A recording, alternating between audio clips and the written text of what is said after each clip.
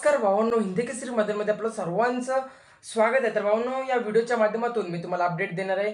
ती अपडेट म्हणजे आपला बकासूर उद्या कोणत्या गटामध्ये पडलेल. कारण भावांनो, जे उद्या सोराड्याचं मैदान होणार आहे, दुसऱ्याचं मैदान, त्या मैदानाचं लाईव्ह लॉट्स आज निघालेले आहेत आणि बकासूरची चिठ्ठी देखील एक निघालेली आहे आणि बकासूरचा पायरा कोण आहे हे देखील तुम्हाला व्हिडिओच्या माध्यमातून सांगणार आहे.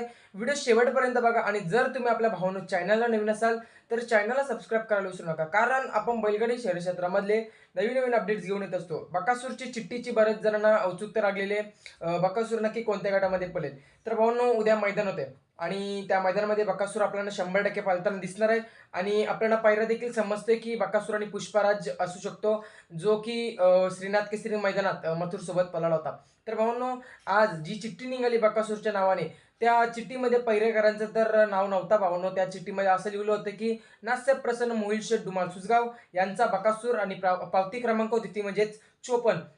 भावांनो, अशा नावाने चिठ्ठी निघालेली आहे बकासूरच्या नावाने.